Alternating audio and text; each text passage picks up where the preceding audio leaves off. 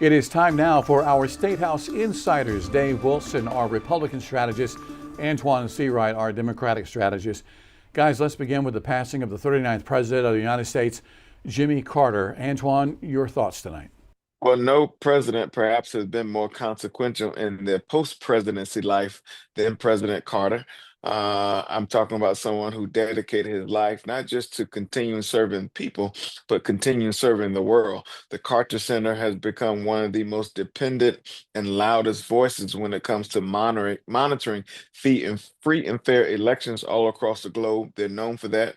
His work with Habitat for Humanity, but more importantly, his work in terms of continuing to teach Sunday school up until the point where he could not do it anymore, shows that he was true to his God, but also true to his native land. He will be missed. He has been well respected on both sides of the aisle, and arguably he will go down as one of the most consequential leaders to ever serve in the presidency of the United States, mainly because of what he has done in his post-presidency life. You think about it right now, JR, you have somebody who left office 43 years ago. And in that time period, he has done more than he ever did in the presidency. His impact, as Antoine was saying just a moment ago, is absolutely phenomenal. And a man who went back to his hometown of Plains, Georgia, and remained there and became a public servant. And when you think about that, you have somebody who, and I saw this on a billboard driving into town today, it had the word character, but they colored the letters a little bit different so you could see Carter and character. And I think that is really the epitome of who Jimmy Carter was as a person. And his funeral taking place 1 week from today. Well, a week from Tuesday, lawmakers return to the State House for yet another session. A number of pre-filed bills already on the books. One has to do with legalizing online sports betting in the state of South Carolina. And it's the House Minority Leader there, Antoine Todd Rutherford, who is backing this bill yet again. Any chance at all that it could pass this year? Well, I think it's up to the very conservative majority we have both in the House and the Senate, and then, of course, the Republican conservative governor of our state. But I do think that South Carolina has an opportunity to catch up with the rest of the world on this issue. There are a number of states all across the country, blue and red states, who are leaning in this direction.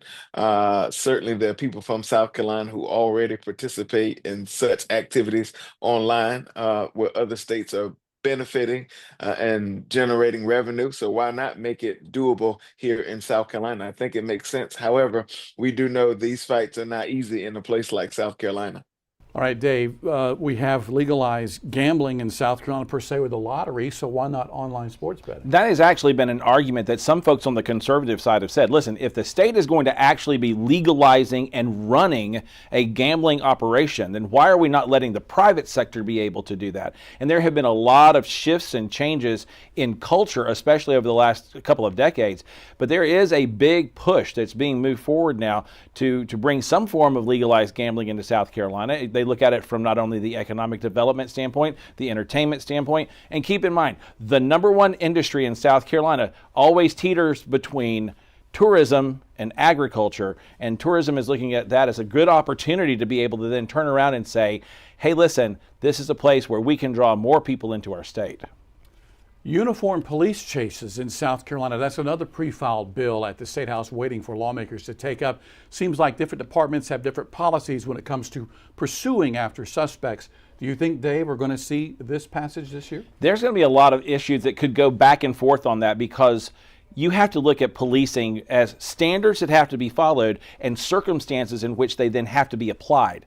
And so to limit the ability for police in certain circumstances could be stepping maybe on a particular case outside of the norm of what has to be done, but it's also from the standpoint of public safety. I think when you have the pushback that could come from different areas of law enforcement at the local level, there could be some pushback on that particular case.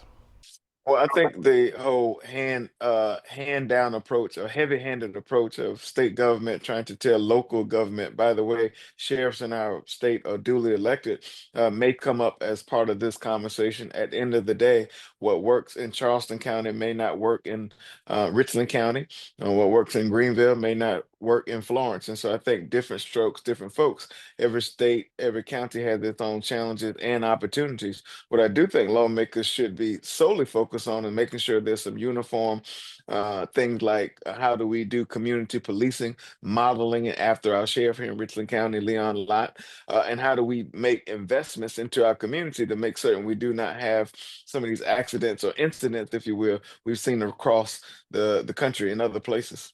Sometimes too, JR, you've got a situation where there's an incident that takes place, and lawmakers' jobs are to make laws, but when you're a hammer, every problem seems to be a nail. And it may not necessarily be that we need a new law in this particular case. It may simply be, for folks at home, you understand this, when you are actually, you have policies and you have procedures that you follow, and then you have circumstances that then they have to be applied. So I think let law enforcement do some of its own management. I don't necessarily think this is something that needs to go down in the code of law that says this is how we're going to do something.